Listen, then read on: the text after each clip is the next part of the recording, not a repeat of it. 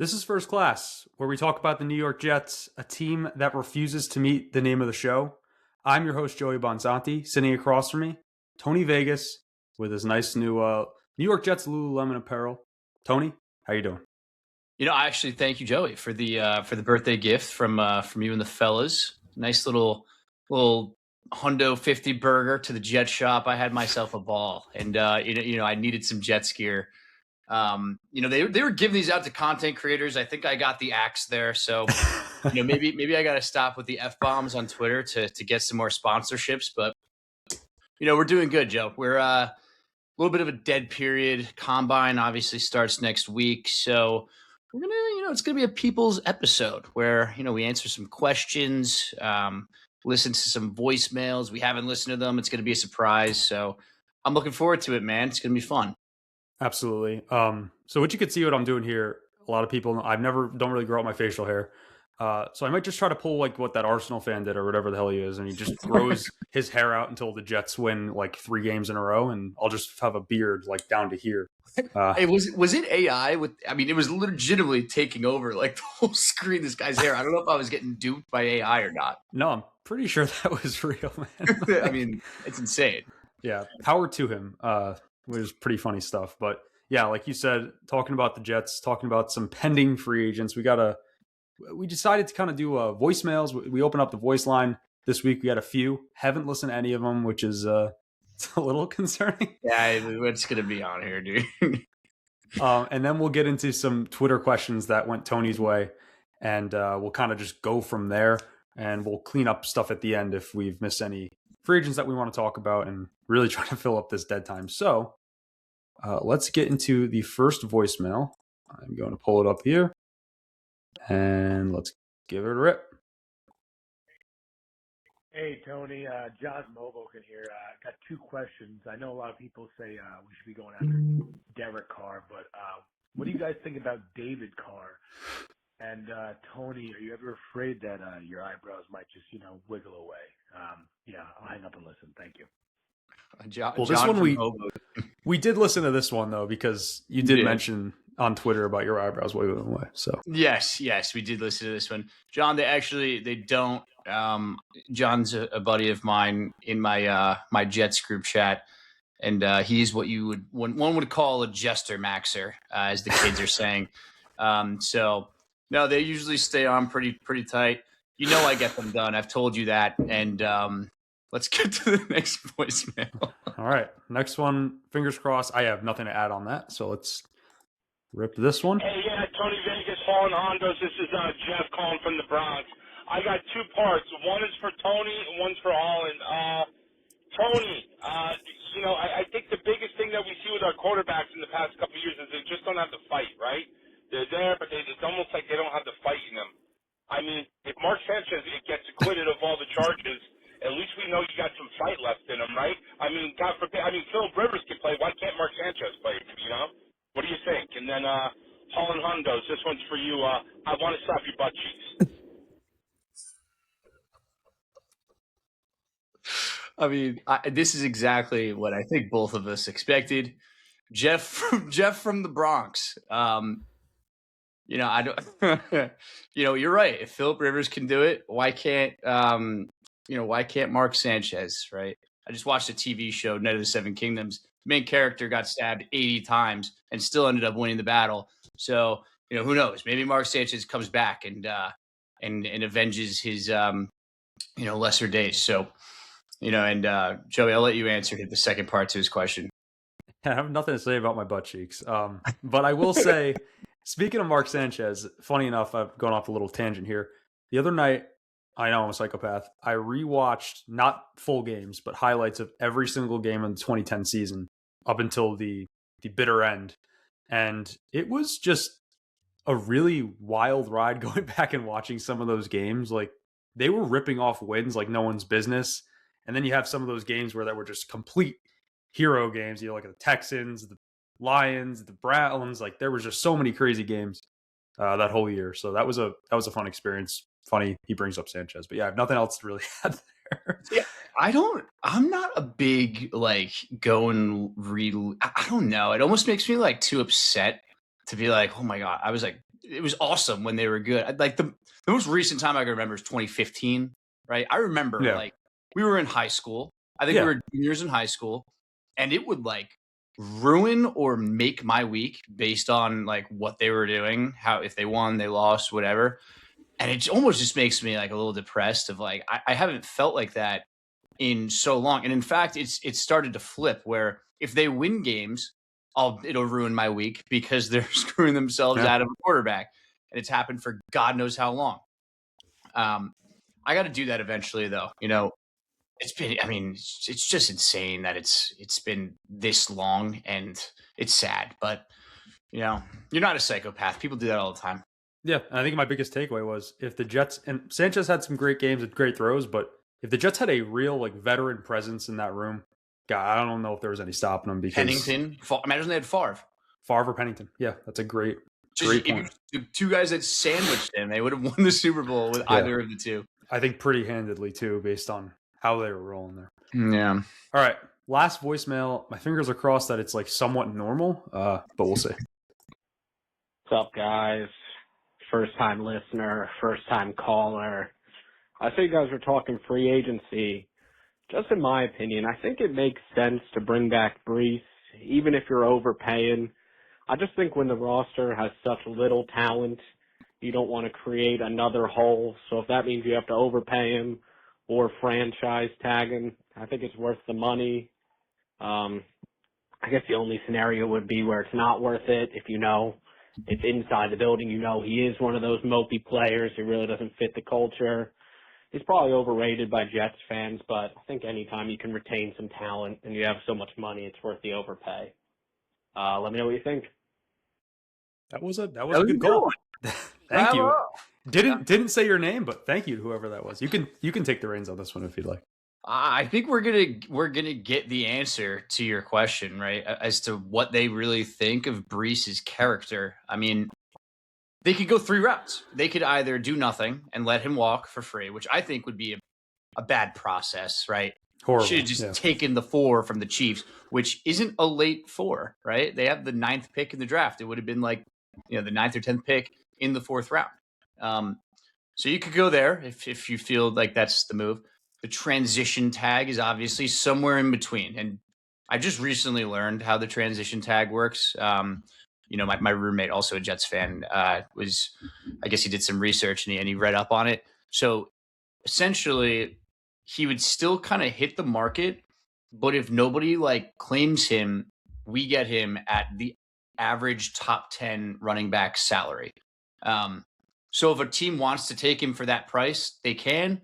If not, he comes back. I don't know. Or the Jets have 5 days to match the other team's price. Okay. So it's like a restricted free agent, right? Essentially. In the NBA. Okay. I think that's what they're going to end up doing. Or they can full on franchise tag him. Wait, and he gets paid what? 13 mil, maybe? Like upwards of 14 and a half, I believe I read. I mean, I don't know. I feel like the transition tag is definitely the smart play here. Yeah. And would definitely be weird, to your point, if they just let him walk. Yeah. Instead of just going back to the Chiefs, though, how they didn't like pony up when they were super desperate, pay like a 3rd round pick for him is just mind boggling to me. I mean, that would be a valuable pick, dude. That would be, they kind of made the right call, right? They did. But hindsight, like at the time, I would have thought they really wanted that type of playmaker. And it's funny, you mentioned, the caller mentioned that we overrate him as Jets fans. I almost feel like at some points we underrate him, and you kind of look around the league and there's Bears fans and Chiefs fans and Vikings fans who are saying like, oh my God, what we would do to have Brees Hall, a dynamic playmaker, someone who could catch the ball out of the backfield.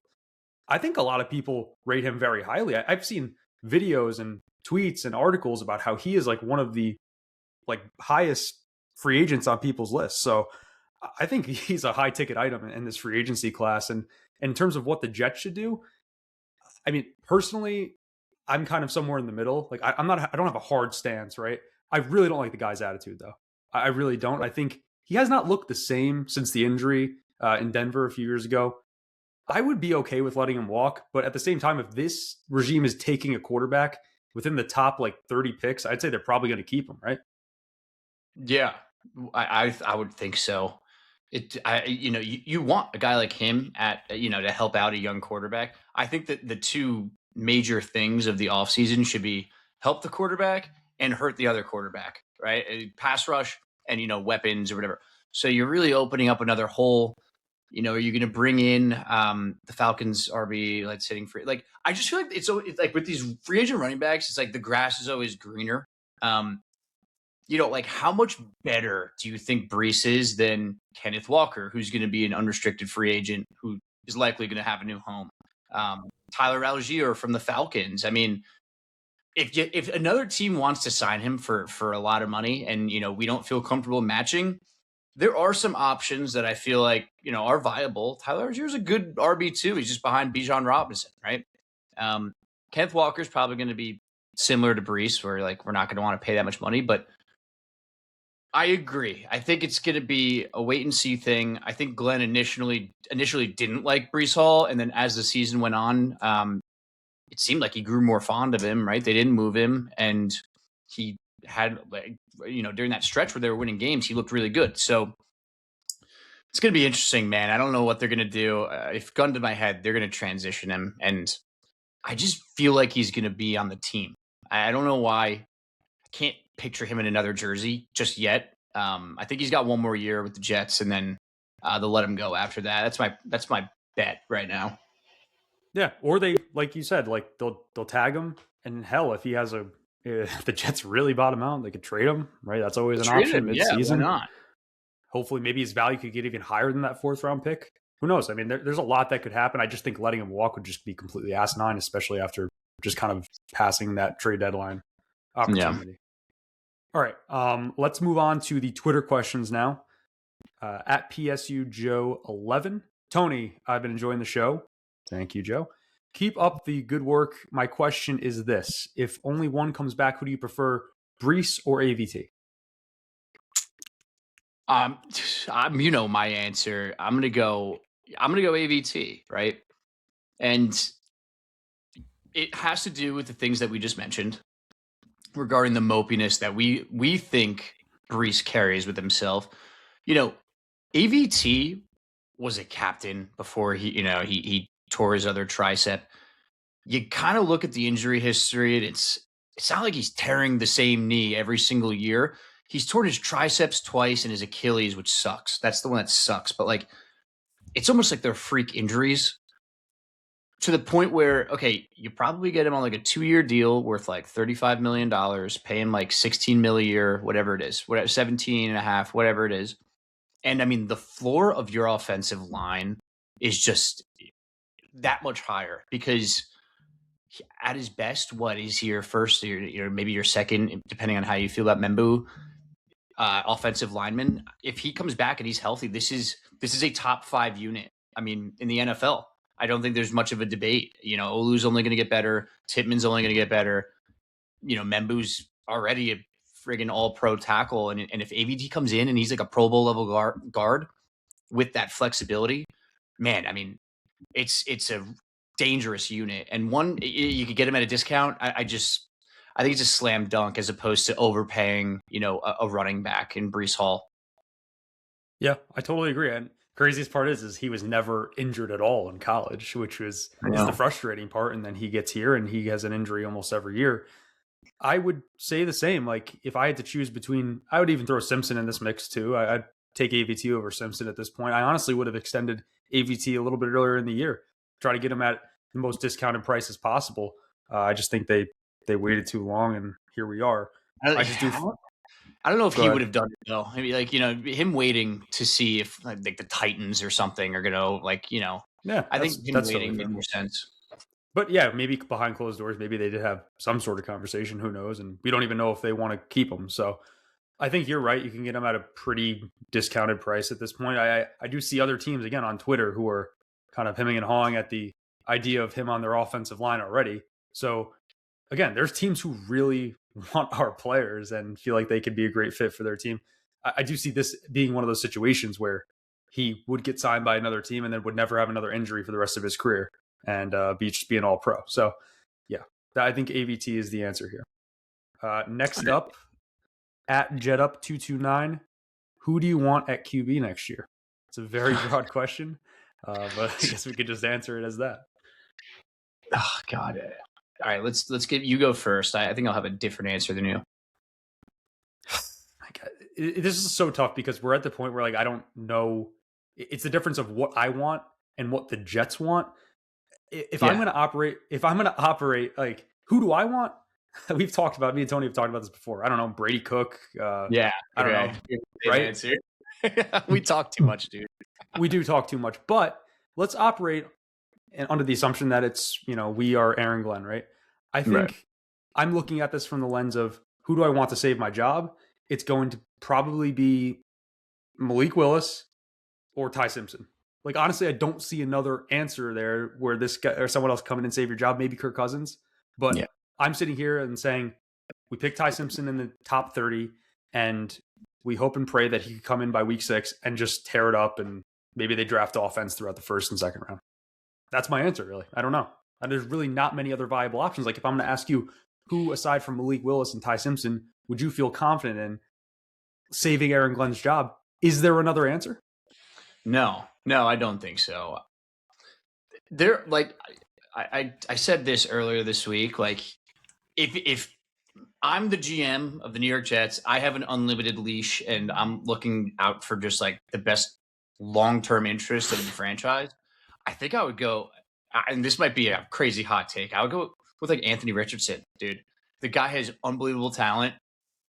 It's just he can't put it together, it seems. And is he going to put it together here? Fuck no, probably not, right? But if he doesn't, I mean, you're in position to get your guy next year. It's almost like a Fields on steroids type of situation where, I think he can throw the ball. I don't know, man. Anthony Richardson's really inaccurate, but he's got the arm and body of like Josh Allen. I took some shit for that take. I will accept that shit because I do think it's like a little bit of an out of the box idea. But I think you're right. I mean, if you're Aaron Glenn, I think Kirk Cousins would probably be the answer with a Ty Simpson behind him. I think that's something where it's like, okay, Kirk, come in.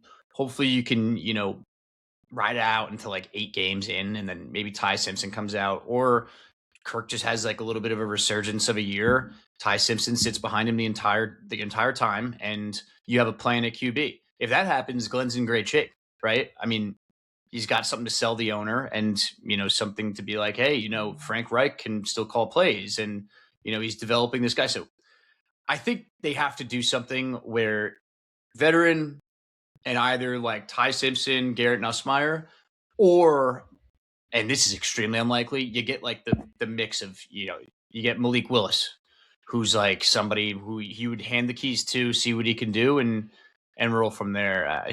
It's not pretty. No, it really isn't. And there will be plenty more QB conversation as we move forward in the offseason. Let's move on to the next question here. I'm going to save my Anthony Richardson stuff till later because we have another question on him. This is from @AUMZ Sports. Can you explain to me why I'm the only person I've seen that thinks the Jets should sign Gardner Minshew to be our starter and Taylor Heineke to be our backup for this year? All I see is people wanting to spend draft capital for a bridge QB when we don't have to. What are your thoughts on this? I have my own thoughts, but I'll let you go first since I started last.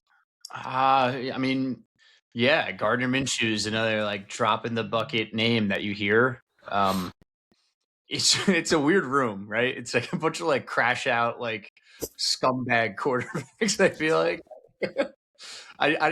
they kind of have like similar vibes of like bad gunslingers. It's almost like you want to get Jameis without trading for Jameis, I feel like is what this commenter is saying. Yeah. And I see the vision, right? I mean, at least Gardner Minshew might be a little fun. He could push the ball down the field, probably going to throw the ball to the other team a few times, but he's probably going to throw a few touchdowns too. So it's almost like a far cry of, oh, we're going to sign Justin Fields and he's going to be a rugby player because he can't throw the ball more than 5 yards. Like, it just wasn't entertaining to watch. Where you're in this world of, okay, this guy can throw and he's going to be somewhat, the ball's not touching the ground much. It's either going to get caught by the receiver or the corner. So I could see it. And if one of them goes down, God forbid, you have the same person behind him. Yeah, no, it's a great point. I think The way this question was phrased, like, can you explain to me why I'm the only person who sees it this way? I just think it's solely from what I said before. Like, I don't think Aaron Glenn's going to ride out on a quarterback room of Gardner Minshew and Taylor Heineke to save him. Like, I think there has to be some sort of lining in there, like a rookie quarterback or a seasoned veteran that's kind of been there before. I could see one of them being in that room maybe as a backup or even a third string person.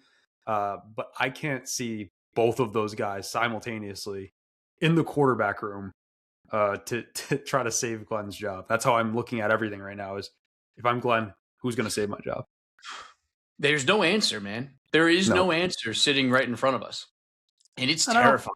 Yeah, and I don't think it's crazy. Like, you said you got a lot of flack for the Anthony Richardson take, which I think is pretty crazy considering where the state of the team is and how badly they performed last year and how we've, I guess, theoretically hit rock bottom again. I don't think any take or any situation should just be poo-pooed like it's some dumb take, right? Like, I think there's a lot of options on the table here that we have to kind of let's think outside the box. Let's look at the trade options. Let's look at the free agents. Let's look at the draft. Let's look at everything. I think it's really important, especially where we're at right now. Moving on to the next question from @MikeyCoolMoney. Is Ty Simpson an option for the Jets? I don't even think he's worth a second round pick, especially one in the 30s like both of ours. Why would we use a pick on a guy we'll probably ditch next year when we could be filling out our incredibly broken roster? I think this is a interesting take, especially this early in February and how high Ty Simpson will, I think, climb up the draft board, right? I mean, you look at guys climb up the draft board all the time. I think a lot of people are either super high on Ty Simpson or they just think he's the worst thing ever. I like him because he sat. I like him because he had a really strong first half of last season at a great program where his receivers were kind of shaky and then he gets injured. I personally really like Ty Simpson. I think he's going to climb up into the top 15 if I had to guess personally. So I do think he's an option for the New York Jets come draft time. And then his second part, about ditching him next year. I look at it again from the Glenn perspective. Like, these guys are desperate at this point, right? They're going to be pulling for anything. So that's why I ultimately think Ty Simpson is an option. Right. End of story. We were talking about Ty Simpson in like the top 3 at some points during this year. Way early on in the year. Like, he was I wanted him as the pick over Mendoza. Like, there were people that thought this, and he hurt his back and he had a rough second ladder of the year. But I mean, if he got hurt and missed the rest of the year after that start, people wouldn't be like, oh, I wouldn't even take him at 44. I don't know, man. It's tough because you have two sides of the coin. It's like, okay, he's right. I mean, he has good points. The roster sucks. We have 4 very premium picks that should probably be used on interior defensive linemen, linebackers, a receiver, maybe a safety. These are all things that this team actually needs outside of quarterback. But on the other hand, it's like, okay, we have people out there that want to take swings on quarterbacks when you have a chance. And I don't know, man. It seems like this is one of those times where it's like, I certainly wouldn't blame them for taking a swing. And if he busts and you lose out on pick 33, if it's 16, it stings for sure. I mean, if he's just terrible and unplayable and you took him at 16, that really stings. But I can go either way on this. I could see both. If you're going to ask me right now, what I prefer, I can't give you a good answer because I don't know, man. I haven't, you got to let the process play out and see what scouts are saying about Ty Simpson and everything like that. Let the combine, let him throw at his pro day, see how he looks. I agree though. I think he's going to, go a little bit higher than we think, and he'll be an option at 16. Take swings, man. Fuck it. If he stinks, you Josh Rosen him and you draft a guy number 1. And if that guy works out, who the fuck cares? Nobody's going to care. So I'd love to live in the alternate universe where we start Brady Cook, because then I draft 1 offensive player and 3 with those first 44 picks personally. Yeah. If we were going to live in that world, we go 0-17 and we just, I might even pick those first 4 picks with defense, build out my defense, make a monster defense, maybe go out, sign a receiver. I don't know, but we're not living in that world. So next question from Evan CH. Jets should trade for Anthony Richardson. No risk at all. If he stinks, cut him. Would think the price is very low. Again, we talked a little bit about this before. And again, to your point, I kind of dove into this a little. I don't really think there's too much crazy of a risk, but I think it all ties back around. Is Aaron Glenn going to want to start Anthony Richardson and say, screw it, we're going out on Anthony Richardson? No, but I do think like maybe he could be a good like backup option to a veteran guy along with a rookie. That you can sell me on. You really could, because Anthony Richardson sits behind someone and then you have another buffer with a rookie. Like, I honestly kind of like that plan, to be honest with you. Yeah, you just talked me into that a little bit. I think, bro, for a sixth, we have too many picks this year. We have like 3 fifths. We have our 4th, 2 seconds, 2 firsts, and I think you have like 2 sevenths too. Flip one of those for Anthony Richardson and get him in camp as at worst like a camp arm. See what he is. If he sucks in camp and you're like, this guy stinks, then cut him. Who cares? You're not going to have enough roster spots to like keep all these picks. You're going to have to flip some of these picks regardless. And you're not always getting Juwan Briggs and Brownlee and all these guys for these late round picks. They were just savvy last year. I would burn one of those on an Anthony Richardson swing. I like the idea of 3 QBs like that. He's like a guy that failed. He could. Yeah. It's almost like Trey Lance to the Cowboys type vibes for me. Yeah, no, I agree with that. Honestly, this might be my and I didn't even think about this before, but this might be my favorite scenario here. Like a Kirk, a Richardson. I'm not saying those guys aren't really comparable, but like if you told me like Kirk, Richardson, Nussmeier, like, dude, we're working with at least a little upside there. So I don't know. I guess we'll see. They're such different players. It's so funny. No, they are. Yeah, just get completely opposite of the spectrum here. Screw it. This one is from, let me get your at John_Nichols 414. Anthony, thank you for your service. List me your top 3 practical options at QB for the Jets. We just talked about this. As well, do you predict Breece to be franchise tagged? As I'd love to see a single-digit million bidding war for him. Thanks. Yeah. Cheers. I think my top 3 would be Kirk Cousins, Anthony Richardson, and Garrett Nussmeier. And I think we're going to use the transition tag on Breece Hall. That's my answer. Yeah, no, we obviously just touched on a lot of that. But, I mean, hey, this is, for a dead time in the year, we're going to touch on a few more things here, but just took up a half an hour answering questions. And I love the voicemails. It leads to great conversation, honestly. So especially the first 2. Really did. Might have been our best podcast ever. Let's kind of go over some other players here. We touched on Breece. We touched on AVT. I think we kind of know the writing's on the wall for Quincy. Do you see a world where he comes back here, or is he just gone? So no, I think they're going to draft Reese, and he's going to be like some sort of hybrid.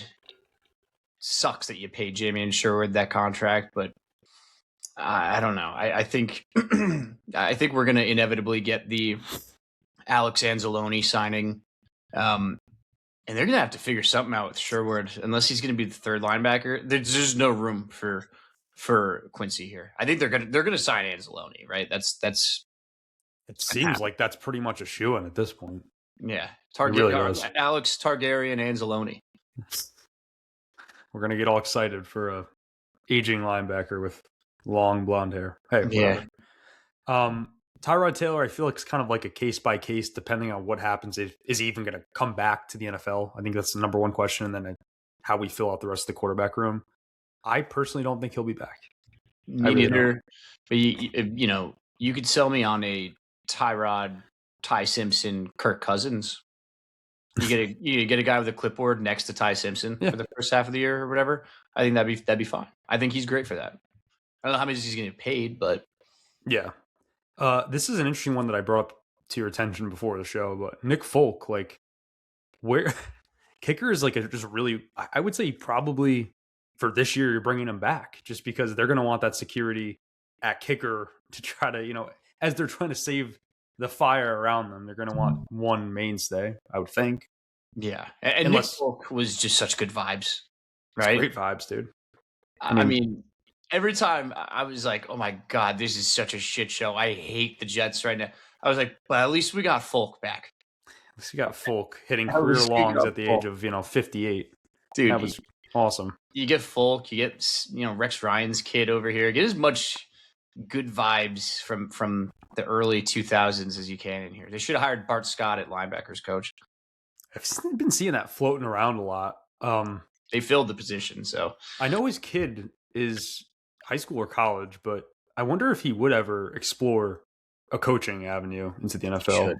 Dude, by the way, were you at the game where we met him, or he was there? I was there, yeah. Yeah. The size of his biceps are like a fucking watermelon. That was insane. How these guys are monsters in real life. It's like incredible. It's definitely like props to him, like for these NFL guys who stay in shape after. Like I saw a video of this is gonna be like just sort of a clip of like CJ Anderson, the former Denver Broncos running back. Yeah. And now he just looks like an offensive lineman, and I'm just like, wow. Like some of these guys fall off. Some of them D. Milliner. Remember D. Milliner? Yeah, do I remember him? Yes, of course. Do you know what he looks like now, though? Yes, I do. It's crazy.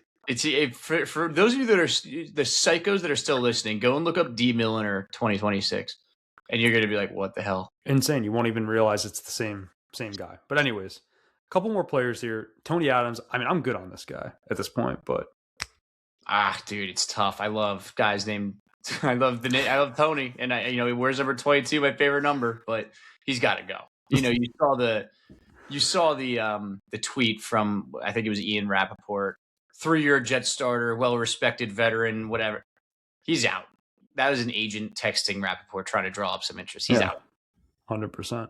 And then the last one I just wanted to bring up here, a potential extension candidate with Joe Tippmann. Obviously, he's really played his ass off and has been better suited at guard, it seems. His contract's up in 26, or at the end of 26. Not this year, like I think the next year. Are you looking to extend him before the season's end, or? Yes. Yeah, dude. He was okay to he was decent at center. And he was a kick-ass guard last year. I love his little celebrations where he does it. I don't expect him to be that kind of guy. I kind of like that he is one of those little, he does the funny celebrations. Good vibes again. One of the, I just want to keep him around. I really liked him. And I have his jersey. That's a big reason too. Right. I mean, look, I think he could be like a Pro Bowl. And I say Pro Bowl. It's like, think of it like in that range. I'm not saying the Pro Bowl means anything. He'd be like a Pro Bowl caliber guard, legitimately. So I'm extending him as soon as possible and, throwing him next to Membu for the next fucking 5 years. Totally agree. Could not agree more. I would love to get ahead of these extensions that seem extremely obvious. So yeah, that's going to do it for today. Thanks for calling in. Thanks for shooting us the questions. Go follow us on Twitter, First Class Pod with the 1 as the I. Patreon, YouTube, Spotify, Apple, we're everywhere. And I mean, we're getting close now to the combine. We're getting close to stuff happening. And man, this podcast is going to be firing away during free agency. We were talking the other day, potentially every day, depending on what happens here. So yeah, you guys will see the new format. Right now, we're just kind of getting the gears grinding of getting back into the world of podcasting after a few months off. I mean, once free agency starts, even combine, man, there's gonna be a lot of rumors flying around. People talk at those things. I want to go. Let's go and just manufacture some freaking passes that we could walk around, under the alias of this podcast, see if anybody buys it. No, absolutely. And I'll tell you right now, seems like kind of like a doom, kind of oh, well, we looking from Aaron Glenn's perspective, dude, once they sign the first quarterback, we're going to be all in. So I know. I am excited for what the season has to come, even though it's a sim year. But yeah, let's stick with it here, and we will talk to you guys next week. Thanks for listening. Go Jets.